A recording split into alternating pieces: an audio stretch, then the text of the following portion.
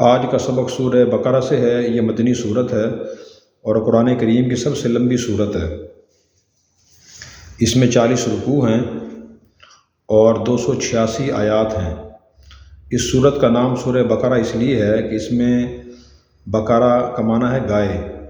گائے کا واقعہ بیان کیا گیا ہے، وہ انشاءاللہ آگے آئے گا۔ اعوذ باللہ من الشیطان الرجیم، بسم اللہ الرحمن الرحیم۔ الف لام میم، ذالک الکتاب لا ریب فیہ ھدی للمتقین الذین یؤمنون بالغیب ویقیمون الصلاة ومما رزقناہم ینفقون والذین یؤمنون بما انزل الیک وما انزل من قبلک وبالآخرۃ ھم یوقنون اولئک علی ھدی من ربہم واولئک ھم المفلحون۔ الف لام میم، اس کے معنی اللہ تعالیٰ جانتے ہیں۔ ذالک الکتاب لا ریب فیہ، یہ ایسی کتاب ہے جس میں کوئی شک نہیں ہے۔ ھدی للمتقین، ڈرنے والوں اور گناہوں سے بچنے والوں کے لیے سراسر ہدایت ہے، جو بغیر دیکھی چیزوں پر ایمان لاتے ہیں اور نماز قائم کرتے ہیں۔ ومما رزقناہم ینفقون، اور جو کچھ ہم نے ان کو دیا ہوا ہے اس میں سے خرچ کرتے رہتے ہیں۔ اور وہ لوگ جو اس پر ایمان لاتے ہیں جو آپ کی طرف اتارا گیا، اور اس پر ایمان لاتے ہیں جو آپ سے پہلے اتارا گیا، اور آخرت پر وہ یقین کرتے ہیں، یہی لوگ اپنے رب کی طرف سے ہدایت پر ہیں اور یہی لوگ کامیاب ہونے والے ہیں۔ اس صورت کے نبی کریم صلی اللہ علیہ وسلم نے احادیث مبارکہ میں بہت سے فضائل بیان فرمائے ہیں۔ ایک حدیث میں آپ نے ارشاد فرمایا کہ من اخذ السبع الاول فهو حبر، یہ مسند احمد کی روایت ہے۔ اس کا ترجمہ یہ ہے، نبی کریم صلی اللہ علیہ وسلم نے فرمایا کہ جس شخص نے قرآن کریم کی پہلی 7 صورتیں حاصل کر لیں، یعنی ان کو پڑھ لیا، سیکھ لیا، سمجھ لیا اور عمل کر لیا، تو وہ بہت بڑا عالم دین بن گیا۔ تو اس فضیلت کا تقاضا یہ ہے کہ ہر مسلمان کو قرآن کریم کی پہلی 7 صورتیں کم از کم سیکھ کر عمل کرنے کی کوشش کرنی چاہیے۔ اسی طرح نبی کریم صلی اللہ علیہ وسلم نے یہ بھی ارشاد فرمایا، اپنے گھروں قبرستان نہ بناؤ، یقیناً شیطان اس گھر میں داخل نہیں ہوتا جس میں سورہ بقرہ کی تلاوت کی جاتی ہے۔ یہ جامع ترمذی فضائل القرآن کے تحت حدیث آئی ہے۔ اسی طرح ابو امامہ باہلی رضی اللہ تعالیٰ عنہ بیان کرتے ہیں کہ رسول اللہ صلی اللہ علیہ وسلم نے ارشاد فرمایا کہ 2 نہایت روشن صورتیں سورہ بقرہ اور سورہ آل عمران پڑھا کرو، کیونکہ قیامت کے دن یہ اس طرح آئیں گی جیسے 2 بادل یا 2 سایبان پرندوں کی شکل میں ہوتے ہیں، یہ اپنے ساتھیوں کی طرف سے جھگڑیں گی۔ ساتھیوں سے مراد ان کو سمجھنے والے، پڑھنے والے، عمل کرنے والے اور سمجھانے والے لوگ ہیں۔ پھر فرمایا سورہ بقرہ پڑھا کرو، کیونکہ اس کا حاصل کرنا برکت کا باعث ہے اور اسے چھوڑ دینا حسرت اور افسوس کا باعث ہے، اور اہل باطل اس کی طاقت نہیں رکھتے۔ یہ صحیح مسلم صلاۃ المسافرین باب فضل قراءۃ القرآن و سورۃ البقرہ کے تحت حدیث آئی ہے۔ تو بہرحال بہت ہی فضیلت والی صورت ہے، اس کو پڑھنا اور عمل کرنا اور سیکھنا چاہیے۔ اس کے بعد فرمایا کہ الف لام میم، یہ حروف مقطعات ہیں، ان کا معنی یقینی معنی اللہ جانتا ہے۔ جن مفسرین نے اس کے معنی بیان کیے ہیں وہ احتمال کی بنیاد پر بیان کیے ہیں کہ شاید یہ معنی ہو، یقینی معنی اللہ کو پتہ ہے یا رسول اللہ صلی اللہ علیہ وسلم کو۔ اس کے بعد فرمایا اس کتاب میں کوئی شک نہیں ہے، یعنی اللہ کی طرف سے نازل ہونے میں کوئی شک نہیں ہے۔ مشرکین اعتراض کرتے تھے کہ شاید محمد صلی اللہ علیہ وسلم نے خود بنا لی ہے۔ اللہ نے فرمایا کہ نہیں، تنزیل الکتاب لا ریب فیہ من رب العالمین، اس کتاب کا نازل کرنا جس میں کوئی شک نہیں ہے جہانوں کے رب کی طرف سے ہے۔ اور اسی طرح ایک اور آیت میں فرمایا وَإِنَّهُ لَتَنزِيلُ رَبِّ الْعَالَمِينَ، یہ قرآن کریم رب العالمین کی طرف سے اتارا گیا ہے، اور جو اس کو پڑھ کر سمجھ کر عمل کرتا ہے اس کے دنیا اور آخرت میں کامیاب ہونے میں کوئی شک نہیں ہے۔ اب بھی جو لوگ شک کرتے ہیں تو اس کی وجہ ان کی اپنی کم فہمی ہے کہ وہ سمجھتے نہیں۔ اگر وہ سمجھنے کی کوشش کریں تو واضح ہو جائے قرآن کریم اللہ کی کتاب ہے۔ بہت سے مشرکین نے، کافروں نے اس قرآن جیسی کتاب اور صورت اور عبارت بنانے کی کوشش کی، لیکن سب ناکام ہوئے۔ یہ بھی اس بات کی دلیل ہے کہ یہ قرآن کریم اللہ کی کتاب ہے۔ اس کے بعد فرمایا کہ اس کتاب میں متقی لوگوں کے لیے ہدایت ہے۔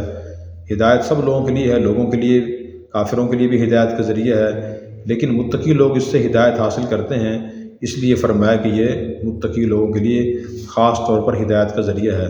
متقی ان لوگوں کو کہا جاتا ہے جن کے دل میں خوف خدا ہو، فکر آخرت ہو اور گناہوں سے بچتے ہوں۔ جن کے دل میں خوف خدا ہوگا، فکر آخرت ہوگی، وہی اس کو پڑھیں، سمجھیں گے اور اس کے مطابق عمل کریں گے، ورنہ عام لوگ بھی ہدایت حاصل کر سکتے ہیں۔ ایک اور آیت میں فرمایا ھدی للناس، یہ تمام لوگوں کے لیے ہدایت کا ذریعہ ہے۔ پھر اس کے بعد اللہ تعالیٰ نے متقی لوگوں کی صفات بیان فرمائی ہے۔ متقی لوگ کون ہوتے ہیں؟ پہلی صفت بیان فرمائی کہ وہ غیب پر ایمان لاتے ہیں۔ غیب سے مراد وہ چیزیں ہیں جن کو انسان اپنے آنکھوں سے دیکھ نہیں سکتا، کانوں سے سن نہیں سکتا، دل و دماغ سے سوچ نہیں سکتا، ہاتھ سے پکڑ نہیں سکتا۔ مثلاً وہ اللہ کی ذات ہے، جنت ہے، جہنم ہے، فرشتے ہیں اور آخرت ہے، مرنے کے بعد زندہ ہونا ہے۔ یہ چیزیں ایسی جن کو ہم خود اپنی آنکھوں سے فی الحال نہیں دیکھ سکتے، بعد میں دیکھیں گے، تو یہ غیب کی چیزیں ہیں۔ ایک بات تو یہ ہے کہ متقی لوگ غیب پر ایمان لاتے ہیں، بن دیکھی چیزوں پر ایمان لاتے ہیں۔ دوسری بات یہ ہے کہ ایمان کسے کہتے ہیں؟ ایک ہوتا ہے چیز کو جان لینا، دوسرا ہوتا ہے دل سے یقین کرنا۔ تو دل سے یقین کرنے کا نام ایمان ہے۔ دل میں یقین پیدا ہوتا ہے، پھر اس میں اس کی 3 علامتیں ظاہر ہوتی ہیں۔ نمبر 1، آدمی زبان سے اقرار کرتا ہے کہ واقعتاً میں اللہ کو مانتا ہوں، اللہ کے فرشتوں کو مانتا ہوں، اللہ کی کتابوں کو مانتا ہوں، اللہ کے انبیاء کو مانتا ہوں اور تقدیر کو مانتا ہوں اور آخرت کو مانتا ہوں۔ ایک تو یہ فرق جاننا، زبان سے اقرار کرنا ضروری ہے۔ نمبر 2، دل سے سچا جاننا ضروری ہے، اور نمبر 3، عمل اس کے مطابق کرنا ضروری ہے۔ اگر ایک آدمی کہتا ہے میرے اللہ کی ذات پر ایمان ہے، یقین ہے، اللہ کے قانون کو تسلیم نہیں کرتا، زبان سے اقرار نہیں کرتا، دل سے سچا نہیں جانتا، عمل اس کے مطابق نہیں کرتا، تو وہ مومن نہیں ہے۔ منافق اور مسلمان میں یہی فرق ہے کہ دعویٰ تو ایمان کا منافق بھی کرتا ہے، لیکن دل میں اس کی یقین نہیں ہوتا۔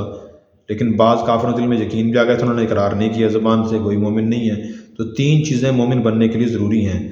یقین کیسے پیدا ہوگا؟ ایسے پیدا ہو کہ آدمی ان چیزوں کو گہرائی سے پڑھے، سنے، عمل کرے، بیان کرے، اس سے یقین پیدا ہوتا ہے۔ تو متقی لوگوں کی پہلی صفت یہ ہے کہ وہ غیب پر ایمان لاتے ہیں۔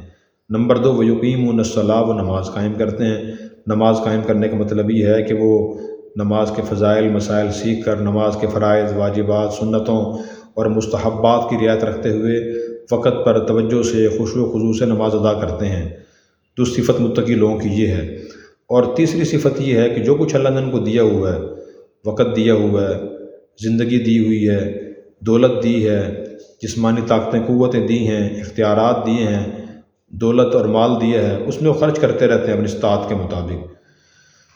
تو یہ صفات ہیں متقی لوگوں کی: غیب پر ایمان لانا، نماز قائم کرنا، اللہ کے دیے ہوئے میں سے خرچ کرنا، اور پھر یہ اس کے بعد فرمایا کہ والذین یؤمنون بما انزل الیک وما انزل من قبلک، اور وہ لوگ جو آپ پر کوئی دین نازل کے قرآن نازل اس پر بھی ایمان لاتے ہیں، جو آپ سے پہلے کتابیں نازل کی گئی ہیں، تورات، انجیل، زبور اور آسمانی صحیفے، ان پر بھی ایمان لاتے ہیں اور آخرت پر یقین رکھتے ہیں۔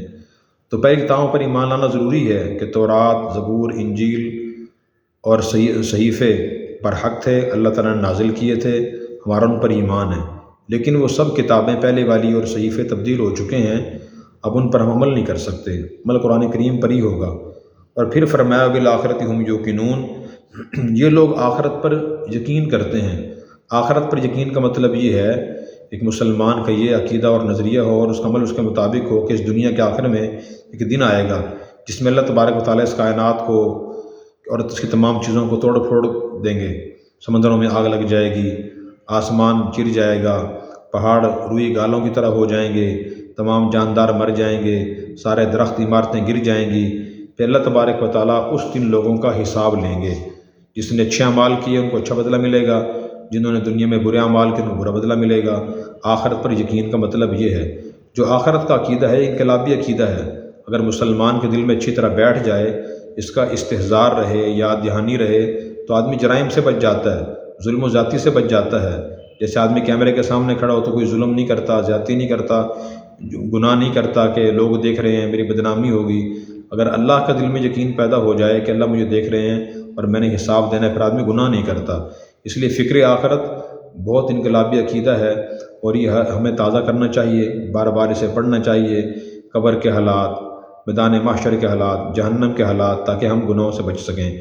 پھر فرمایا اولئک علی ھدی من ربہم، جن لوگوں میں یہ صفات پیدا ہو جائیں یہی لوگ اپنے رب کی طرف سے ہدایت یافتہ ہیں، فاولئک ھم المفلحون، اور یہی لوگ پورے کامیاب ہوں گے۔ اللہ تبارک و تعالی ہمیں یہ صفات اپنے اندر پیدا کرنے کی توفیق عطا فرمائے۔